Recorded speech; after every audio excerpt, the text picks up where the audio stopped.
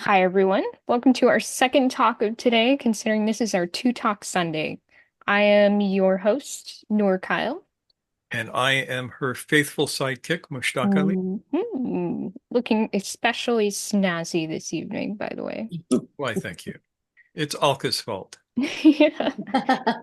So, thank you for joining us once again within the nine-sided circle. And if you didn't join us this morning, just know that every third Sunday of each month, we have one alternative time talk at 10:30 a.m. Pacific time.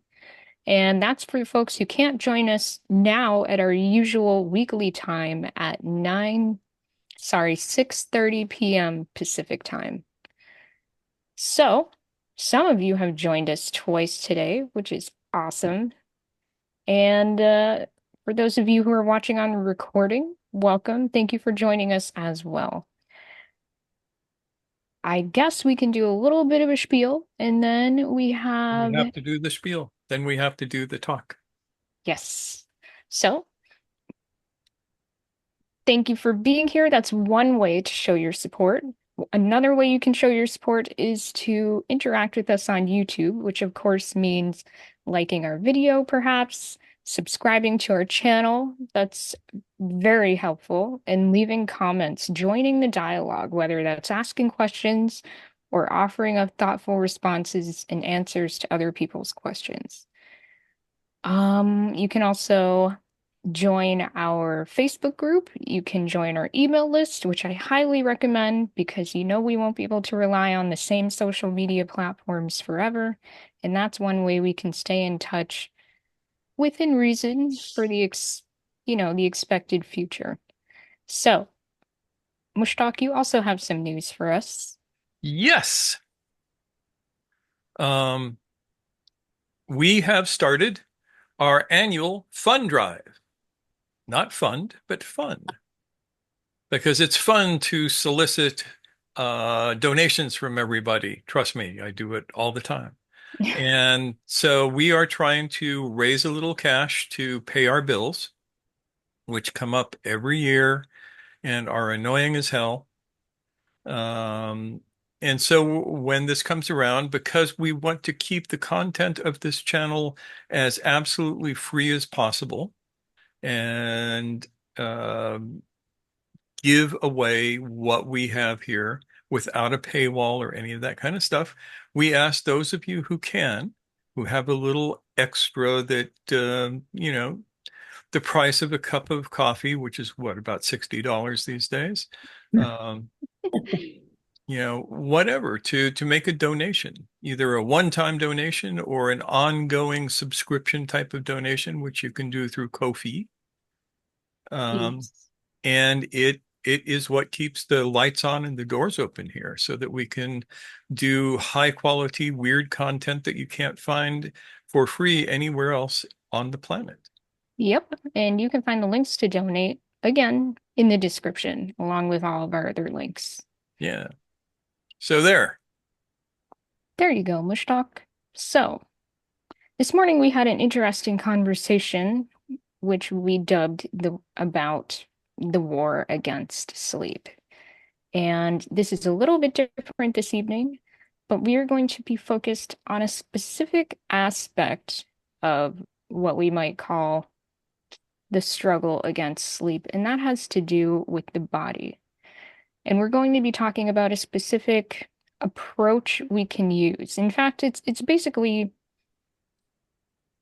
an inevitable and necessary part of the struggle against sleep, and that is working on full body attention. Now, as some of you know, this was the theme of our retreat this year when we were in India. And we wanted to make sure that although we were able to offer people a deep dive in person, we can still touch on this stuff on Zoom as well, even if not to the extent that we're able to do it when we're face to face, moving our bodies in a group setting, in physical space. So let's see what we can accomplish this evening in conversation and perhaps with a few simple practice suggestions. Where do you want to start tonight, Mushtaq? I want to start by making a distinction between full body awareness and full body attention. Yeah, that's a term Because, that people might be familiar with yeah, in one everybody space or knows full another. body awareness. Be aware of your body, but to have your attention in your body, not on your body, but in your body, is a different thing. Hmm. Awareness tends to be a little passive. Full body attention is active and it requires a little work. And there are some things that will make it a little difficult. The first of which is what we like to call sensory motor amnesia. Sensory motor amnesia are the places where you have forgotten your body. You've forgotten how to move your body, um, or that it's even there. It's as if you move your arm in a particular direction and your arm kind of disappears from your mind's sight. Sometimes it feels like that. Or you just don't know how to do it. Somebody says, move this way, and you can't figure out how to move that way. Yeah, or you're even literally watching someone do it and you try to imitate that same action. And for some reason, it's just not coming together for Yeah. you. It feels weird. It feels like something is off or missing or just Yeah, and you impossible. just can't do it. And one of the beauties of the retreat was that we could physically do that with people. We could let them move or try to move in ways that would evoke their sensory motor amnesia so that they could experience it.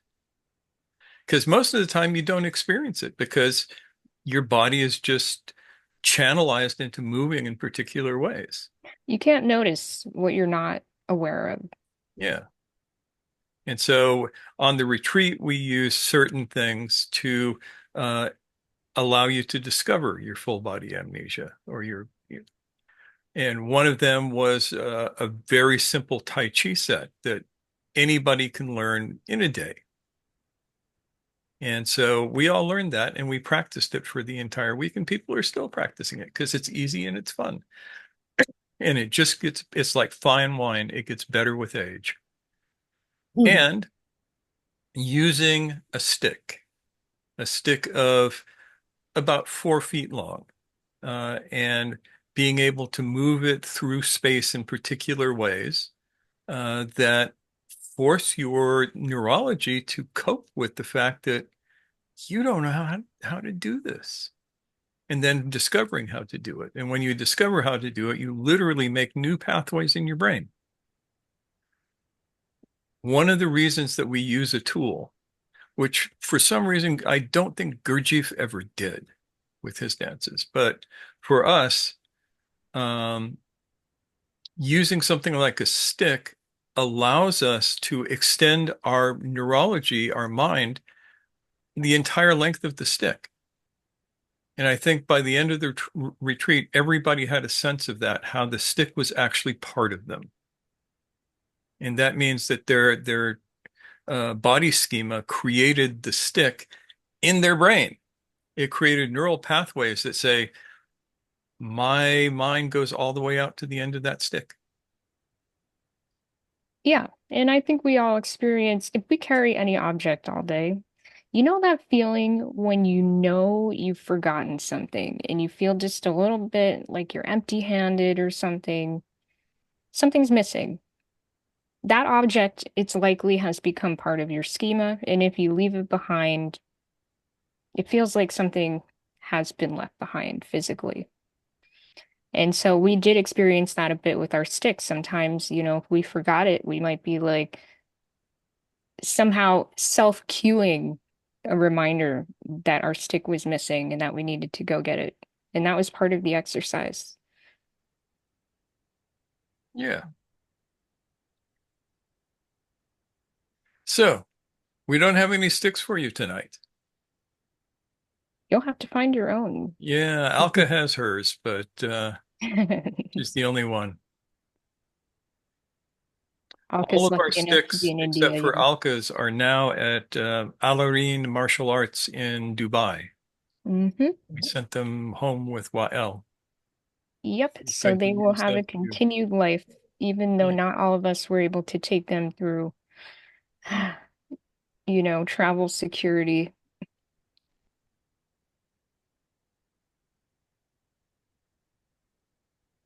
So, what do we have?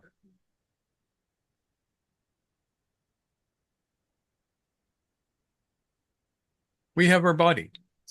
We have our body itself. One of the areas where we discover that we have sensory motor amnesia is most of us do not experience our body in 3 dimensions. Right now, I want you to notice yourself breathing.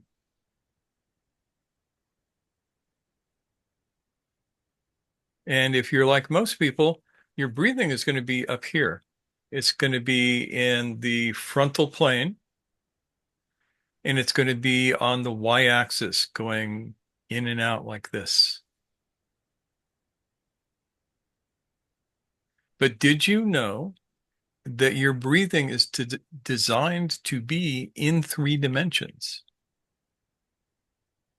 So move a little bit like this, a little bit forward and back, and get a sense of the space within your rib cage.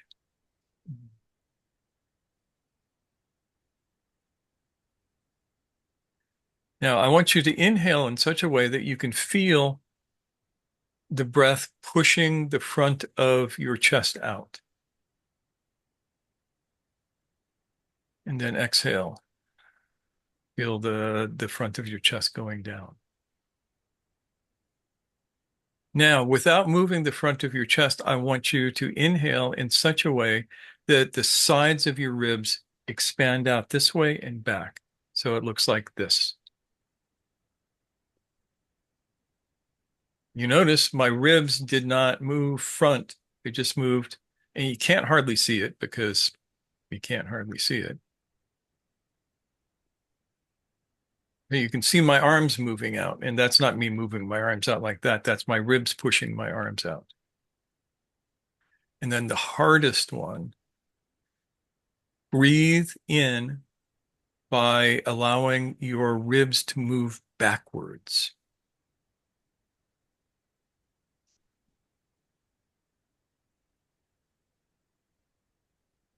So that's more of a back expansion. It's a back expansion. And uh, you can put your hand here so you can make sure that your chest is not moving. Your chest will move out a little bit most times with this until you master it,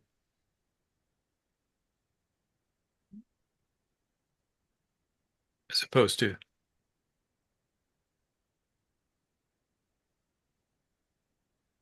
So it's kind of a feeling of your ribs spreading out yes.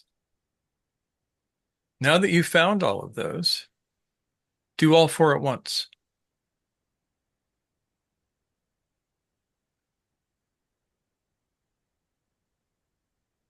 gently. Don't hurt yourself. Gently. No, don't pull anything. But see if you can get a feel of doing that. And now you know that you can go out like this. You also go in like this. So if this is me looking top down on my chest cavity, when I exhale, it does this. Then it comes out. Full body, not just in the belly. Most people can exhale from their belly, but we don't care about that as much. Learn to exhale from the belly, the sides, and the back all at once.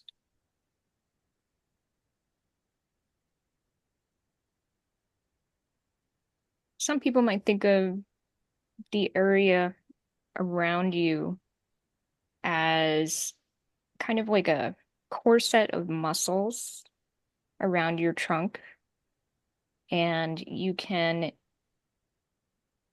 use your strength to gently tighten those. So you will feel your ribs, instead of spreading out, they sort of contract together. You have a lot of support around your torso as your muscles tighten to give you a bit of resilience there. Yeah. And In this my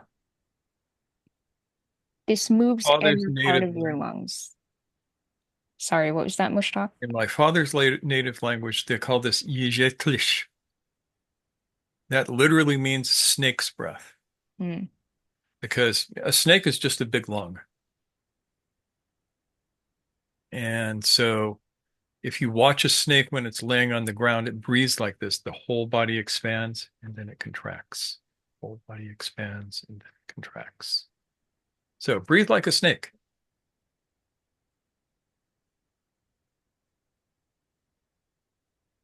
Now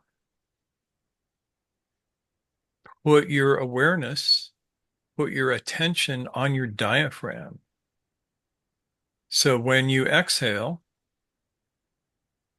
see if you can feel everything contracting in 3 dimensions, and your diaphragm is going to go up.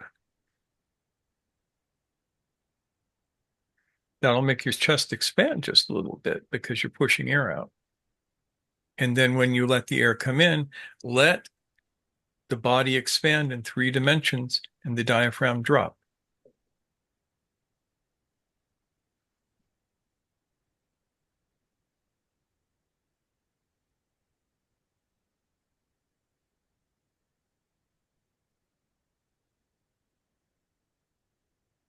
How's everybody doing with this? This is, I'm going through this very, very quickly. So I need to check in with you and see how it feels. Feel how it sees, whatever it is that we're doing. I find it difficult, but interesting. There's bits of it where I could sort of feel what you were talking about, but uh, just difficult. Yeah. As you observed this morning, this is a marathon. It is not a sprint. So this is going to take a minute to learn. And Mr. yes, Alka, Call me silly, but I don't know what is a diaphragm. I'm sorry, I can't hear you. I said, call me silly, but I don't know what is a diaphragm. Oh, you're A silly. good question. I really don't know Diaphragm what's... is underneath your ribs. It's a big slab of muscles that Okay. kind of holds your guts in one position and it operates your lungs. Your lungs are a passive organ. The lungs have nothing that makes them move. The rest of the body makes them move. And this is why they are so perfect for discovering sensory motor amnesia. And trust me, almost everybody has some here, unless you've done a lot of breath work. It's very, very difficult Thank to you. not have it. So the diaphragm is just below your knees, just below your ribs. And if you exhale and pull up from your belly, that's your diaphragm doing that. If you inhale and let the diaphragm drop down,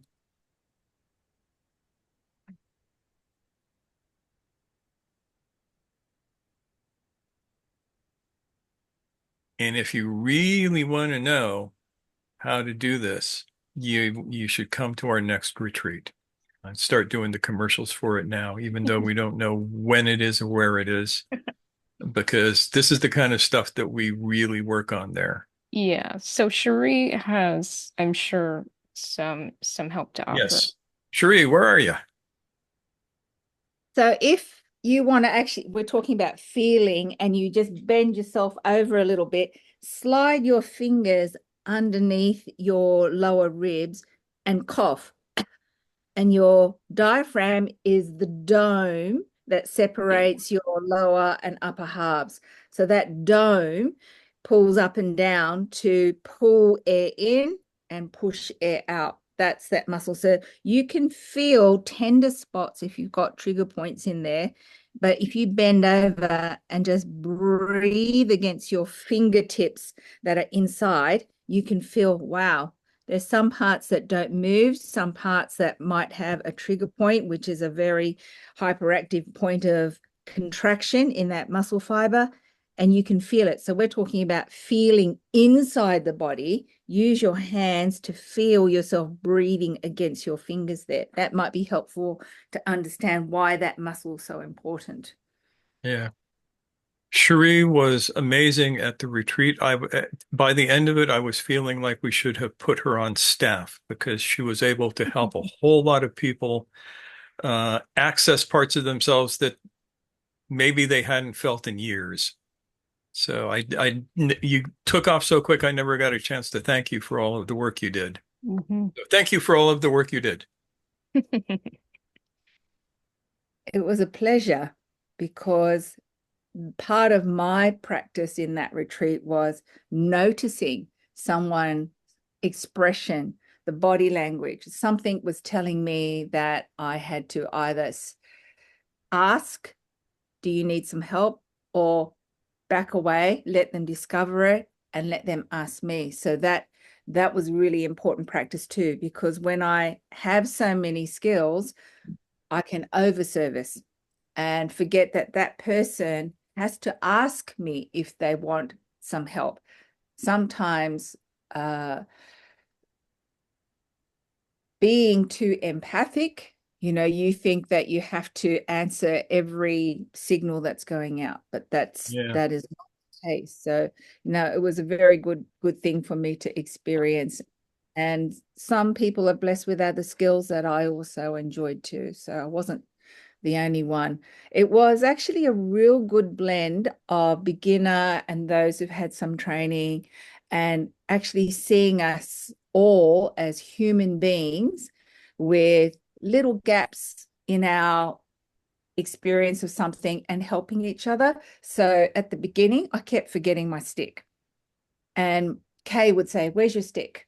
So even with each other, just reminding each other, "Where's your stick? Where's your stick?" And it was just that also helped, not just you trying to remember, but you also helped your friends. "Did you bring your stick?" "Oh yeah, stick, stick." So that is part of the learning too. I think when you're by yourself, I always joke and say it's always perfect.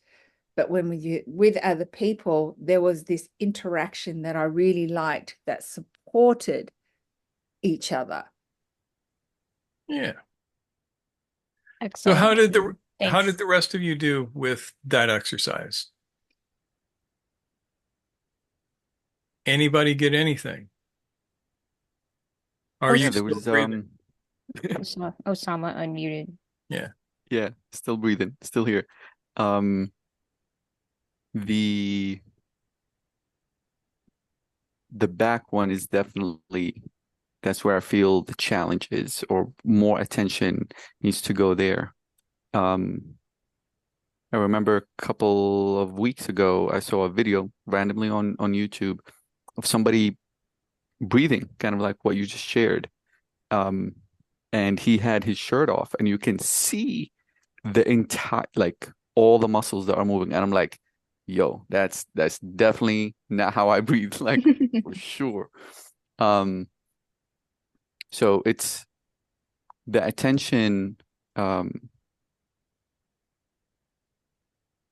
yeah, it's putting the attention there and sensing how the muscles are actually moving and how the lungs are responding to that. um but in the definitely in the back, or like the side, I guess the lats, I guess, or whatever they are. um that's where the challenge is for me, for sure. Yeah. And most people find that to be the case. Who would have thought that you can breathe from your back?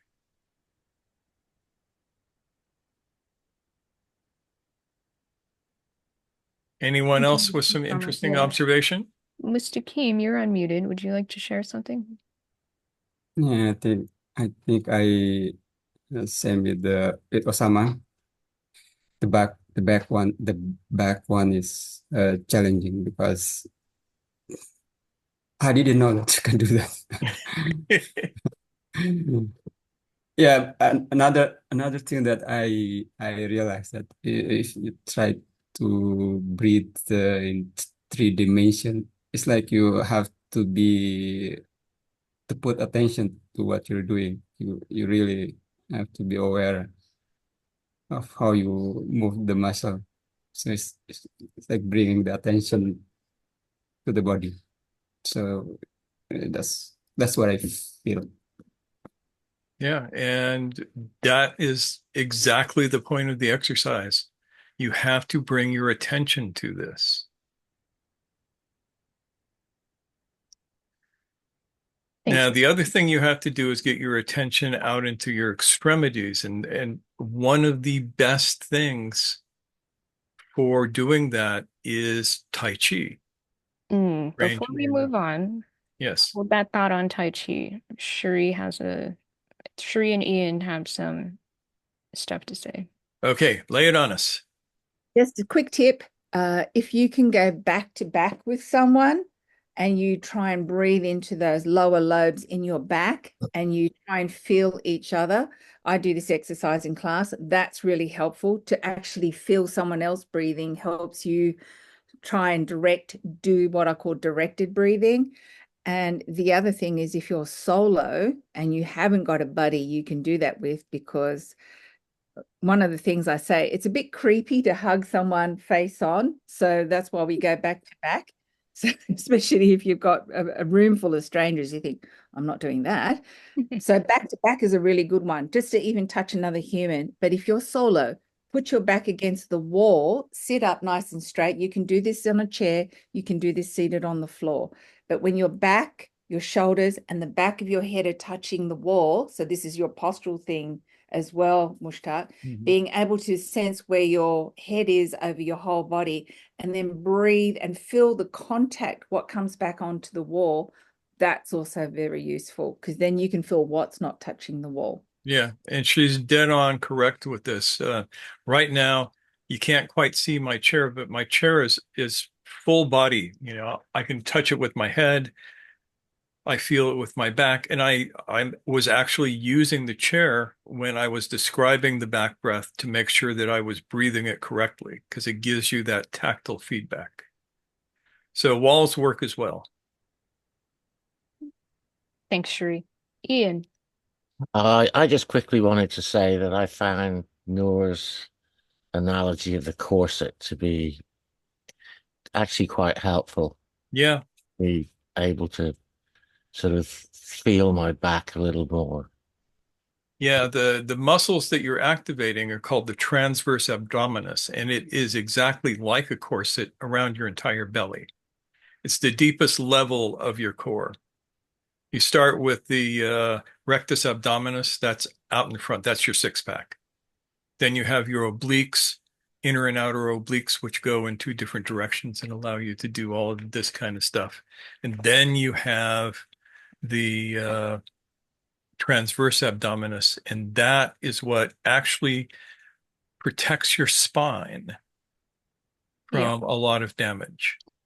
As someone who wears corsets on a regular basis, I can tell you that these muscles are the best, most flexible, most supportive corset you could possibly wear. And the more you can strengthen those and take care of them, the better they will serve you. But you still look good in the corset, dear. Thank you.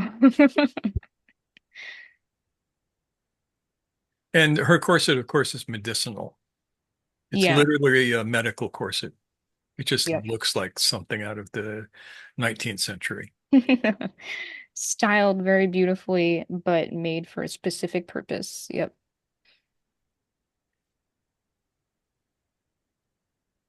Who else, if anyone, has some thoughts on this?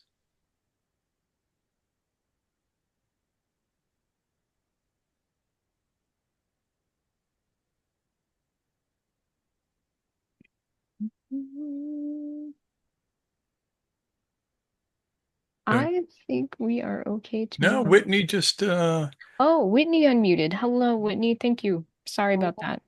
No worries. I love the expansion out into all the dimensions because, as you were saying, we usually just breathe our forward body, upper and forward body.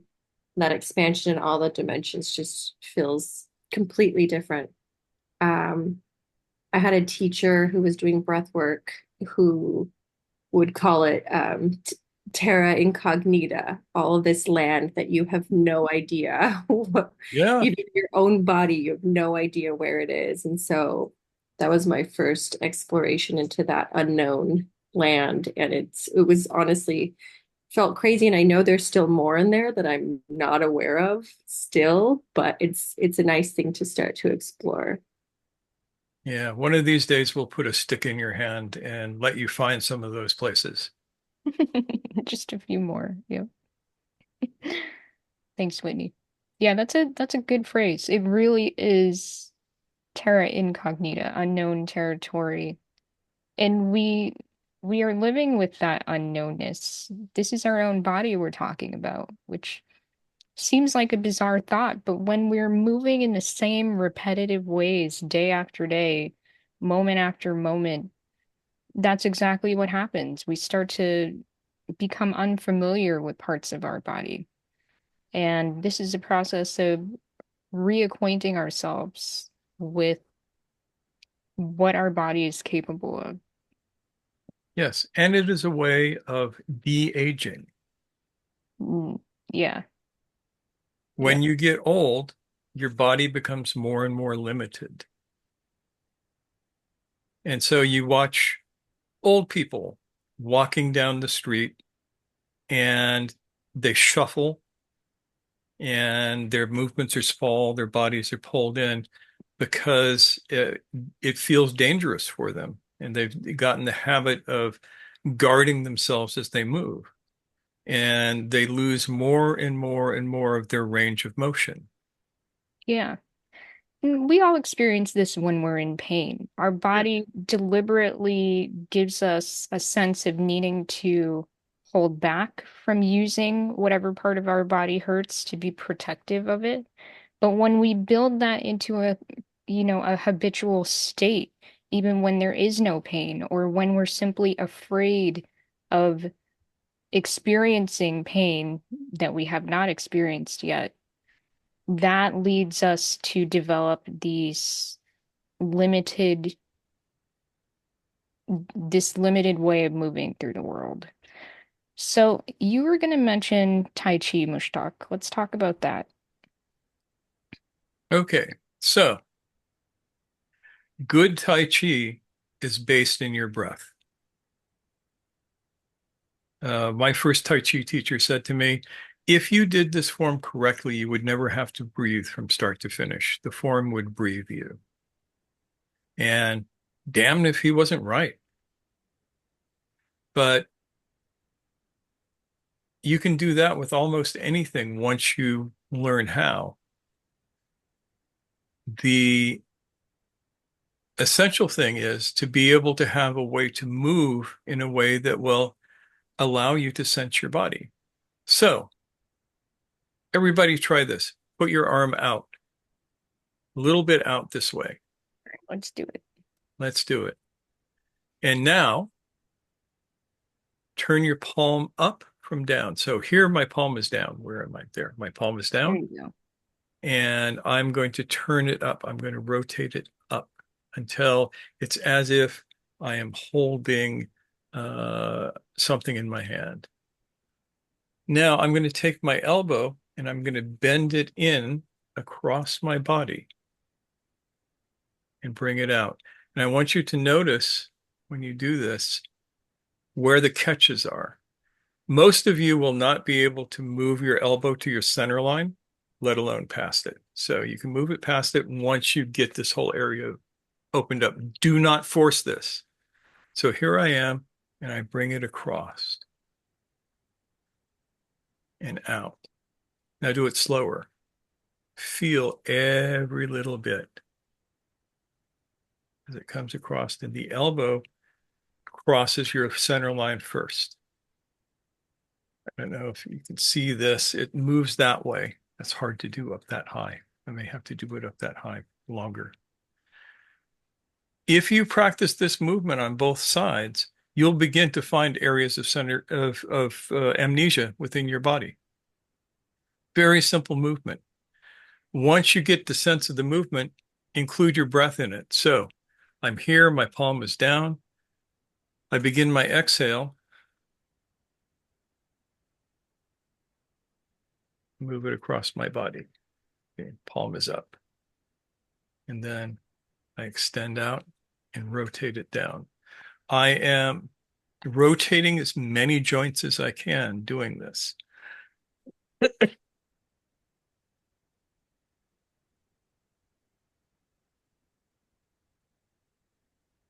Could you just clarify something for me? If I can. Just in that last set, you talked about rotating the hand as part of the movement, but I didn't get that from the first time. I Let thought me see if I can move my camera down a little bit. Yeah, I was wondering if maybe you could give maybe back up and do it so that people Yeah, can let me read see in what it. I can do before I disappear. I'm going to pin myself so that I don't keep popping off. Back. There. So, palm is up. Let's all try it again. Yeah. I'm going to turn slightly this way. Palm is up. I begin my exhale. Actually, palm down, palm up. Yeah. Sorry about that. Palm down Palm down. and exhale just this much. Let your elbow bend and then inhale. Out. Exhale. Let the elbow bend a little bit and then inhale. Now a little bit further. Bend the elbow a little bit further until it comes across the body. Then extend it and rotate it out.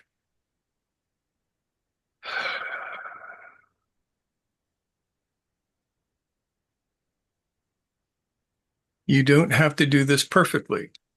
You just have to be able to experiment with it and feel.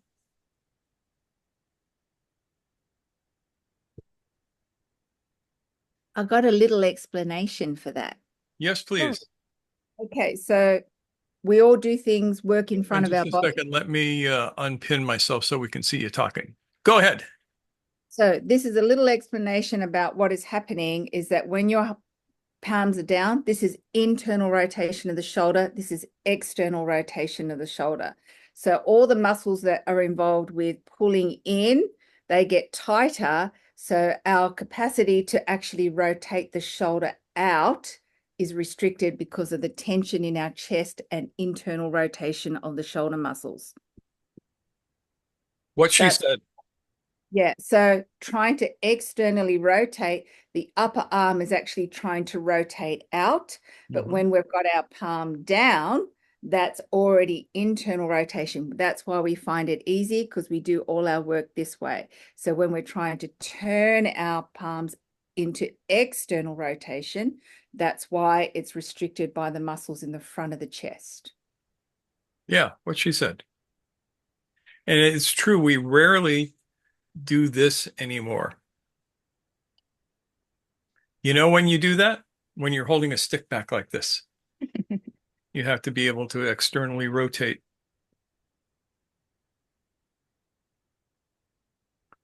So, how did that feel? What did you notice?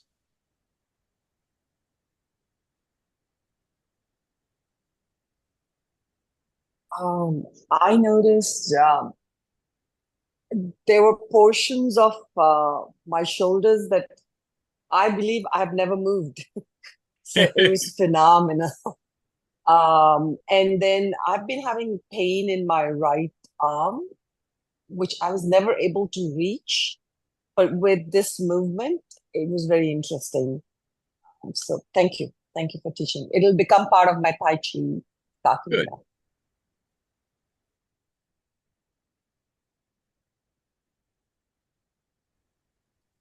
Anyone else?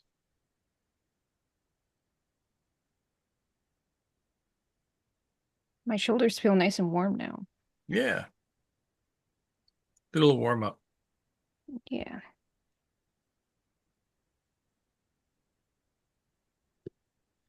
Ian. Yeah, I can say that I definitely felt creaky. But Yeah. then I'm one of the older people here. Yeah, you're allowed, man. You get to be our age. It's you get to be a little creaky, and it's okay. Just not too creaky. James, what do you think? Um, I was actually surprised at the limitation. To actually, I would have to force it to get in here, and that kind of surprised me a bit. Uh, it's a pleasant feeling, like it's not unpleasant. I mean, I get a bit of pop and grind on this one, but that's to be expected. Uh, I don't. It's. I don't sort of waking up anything new in the area, but it's sort of making the area's current function clearer. I've had a lot to do with my shoulders over the last couple of years.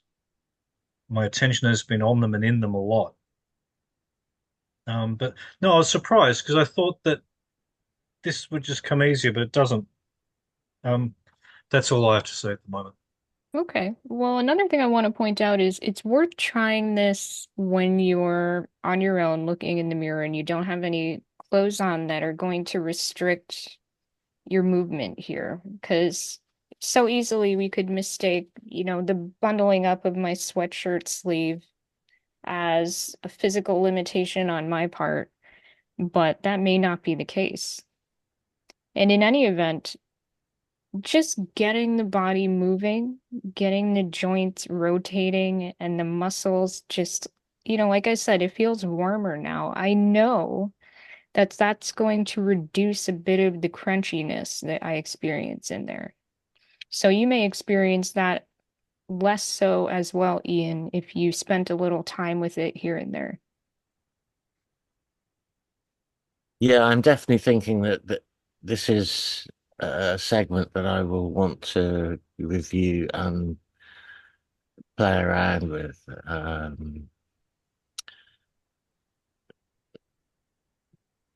Yeah. And it's, I mean, part of getting old, and you won't have realized this yet, but the mind also gets a little slower to absorb things. So Yeah, if you let it, seeing it it will. seeing it the second time will probably make it easier to take in. makes sense to me.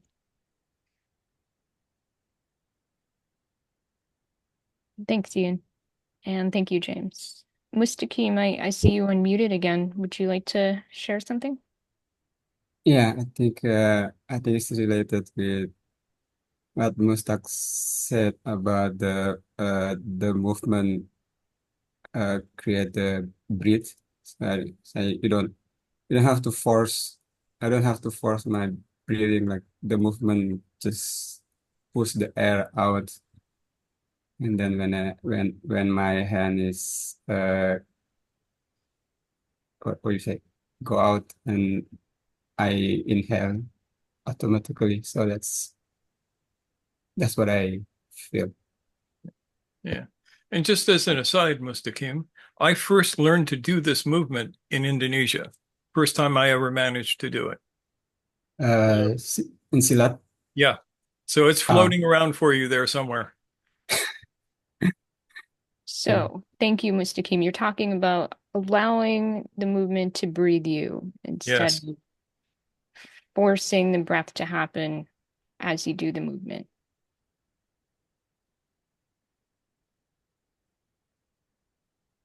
And sometimes that takes getting the movement down before you might experience that. Good job for you, though, Mustakim. Thank you. Osama, what do you think? Are we crazy or what? I was actually thankful for Shiri's explanation also. Um, And I have to agree with James on feeling surprised because in my mind, when I, like hearing you explaining it, I was like, oh, that should be easy. Right elbow, left side. Yeah. To the mind, it made sense. But the minute it started to move, like, oh no, it's not it's not going as planned. Um, Also feeling this kind of this tightness, tension in the shoulder area. Um, yeah, and that's being on the computer pretty much all day. This movement, this Yeah. posture is there. So um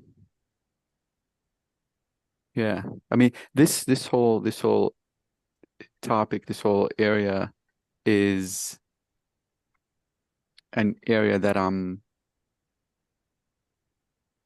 a child level at. Yeah, most of Um us are. yeah.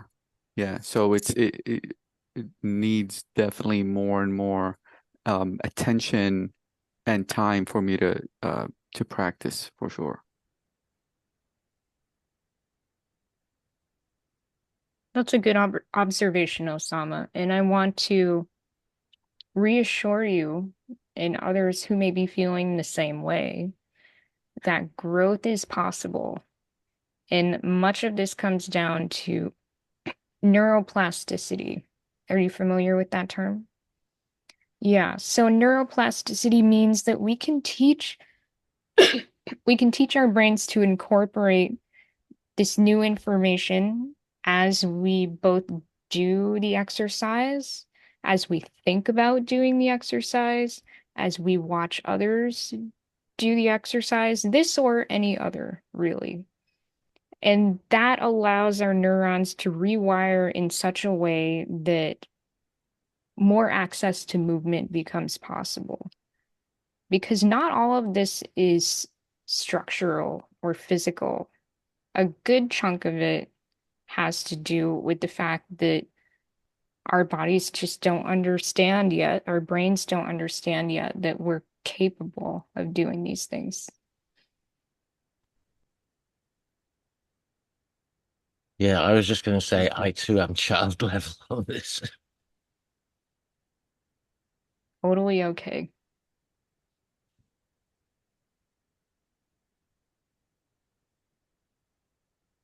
Well, I think one of the things that's important is that I still have an interest in learning despite the challenges. And that's so important, having an attitude of being curious about what's possible instead of, I mean, I know this from experience, the shutdown of, I know I can't do this, so why even bother? Yeah, and in particular with the breath exercises at the beginning, I mean, it's not just incognito. It's like terror I had no idea that it was even there. Um, which I find to be fascinating. Yeah, it can be fun to discover these things. So I hope you guys who are feeling challenged, I mean, we're all feeling challenged by this on some level or in a different aspect of a similar practice possibilities to be lighthearted about it. Not just be gentle with yourself, but be curious about yourself.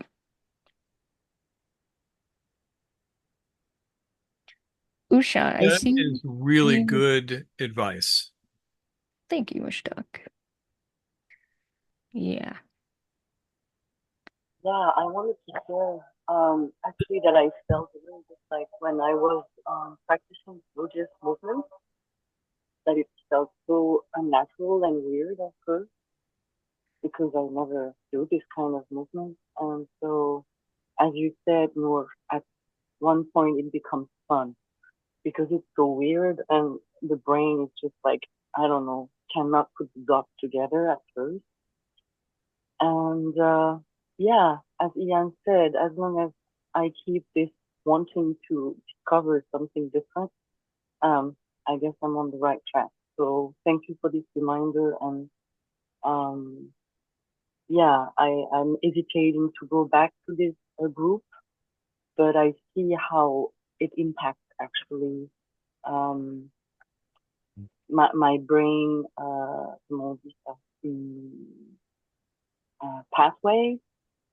And actually, we have no time to think because, yeah, it's just a weird movement. So it's just the way I don't have time to process it actually with the brain. So the body is doing it. And I think a lot of things are happening in the brain and in the body while I'm doing something unusual and weird. And I fully trust the body, actually, the wisdom of the body in that case. So, yeah, thank you. Thank you, Usha. And I'm glad you brought up the point of where, like, sometimes, we might laugh when we struggle to move. We might laugh when we discover we can do something we didn't know we could do. And that's actually a wonderful thing to bring in that attitude of, wow, this is weird, but it's kind of fun. Leaning into the weird is kind of fun.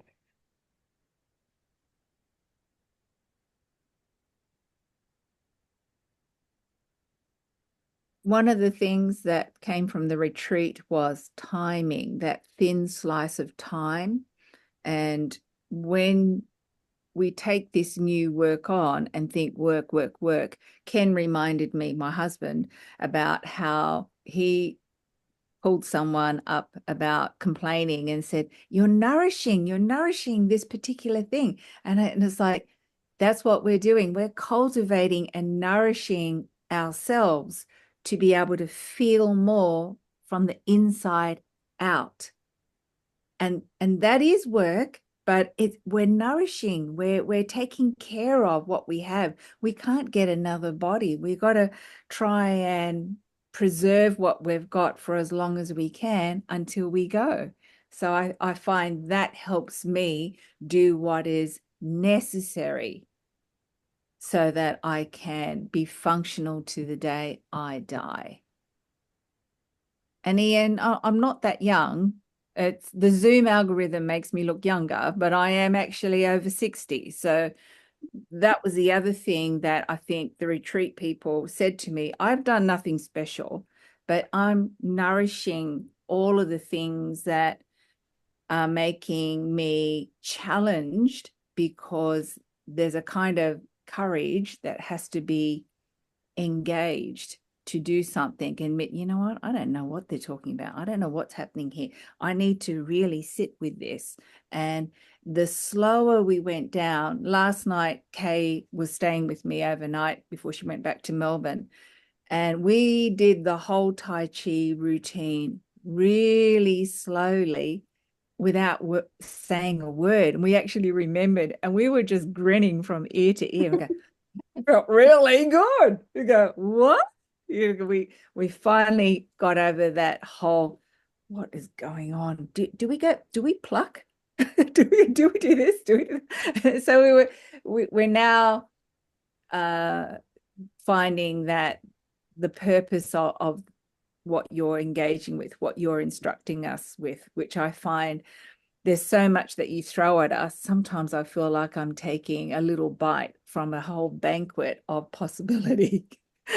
And I'm not doing a whole lot of things well. So I've got to just focus on those little things. And that exercise I'm going to steal for my class plan this week, just to get people to feel what it feels like, not just the rotation with the whole shoulder rolling thing. I really like that. So thanks, Mushtaq. Of You're course. my I've stolen enough of your exercises. You should steal a few of mine, make it even. yeah. Yep. And some of us here are benefiting from the ones you've given us personally. So thank you for that. Yay. Exchange. It's a beautiful thing. It is indeed. Huh. Is there any territory we have not covered? One final thought. If you have full body attention, you should be able to, right now, at this moment,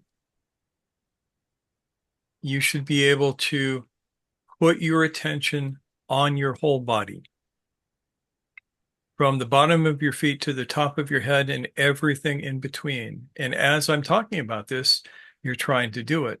And you will notice places where there is no attention, where your mind just doesn't fit in. Those are the areas of work for you. So be happy they're there. Otherwise, you'd already be perfect. And then who would we talk to?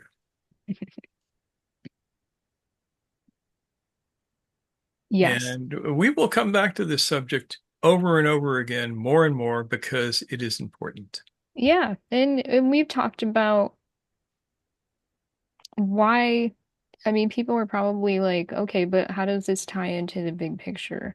We have talked over and over and over again about how attention itself is fundamental to all of the other practices that we advocate for. We talk about intention, attention, and presence. This is about the attention in particular right now. And that is not just an abstract idea. That has to come home to the body. And that's why we say that the body is the primary tool because we have this everywhere we go. We can't escape it. We are it and it is us. And we may as well maybe even enjoy it by deepening our connection with it and our ability to experience through it. And practices like this allow us to do that. That's right. Well, that's pretty much all I have to say about this subject tonight. Yeah, Talk and more about it later. this is an ongoing conversation. It is a consistent thread through all the work we do, but hopefully you enjoyed this conversation. Those of you who were here for the retreat, hopefully it served as a good refresher for you to remember why we did what we did. And for those of you who weren't there, it gives you a sense of what is meaningful to us and what we like to devote our time and energy to because of its ability to plug into the bigger picture for us. And if you're interested and you tell us about your interest in the comments below, we could, in fact, maybe make a couple of videos, full body, take our camera outside and record doing a few of these exercises that you could then incorporate into your own thing. Let us know in the comments if that's something of interest to you, because I don't want to do it if you're not interested. Yeah, I mean, we gotta conserve our own energy as well, and that's one way we can do it by getting that feedback from you guys. All right. Well, I would certainly be interested in that. Thank you, Ian. All right. Good to know, and we will think about that. I'll flip back to Brady Bunch mode here. Usha is interested too, she says. All right. All right. Brady Bunch mode. Thank you, everyone. Thank you to those who ambitiously joined us twice today. Thank you for those who are enduring the jet lag of returning back from India. Hopefully, you get some good rest, all of you, and have a wonderful week. We will be meeting up next week at our usual time, back to the usual routine, 6:30 p.m. Pacific time. And when daylight savings time starts coming around, we'll let you know. But thanks for everything. Donate if you can. Take good care of yourselves. We'll see you again soon. So we can wave to each other and everyone watching on the replay. Bye, folks. Bye. Take care.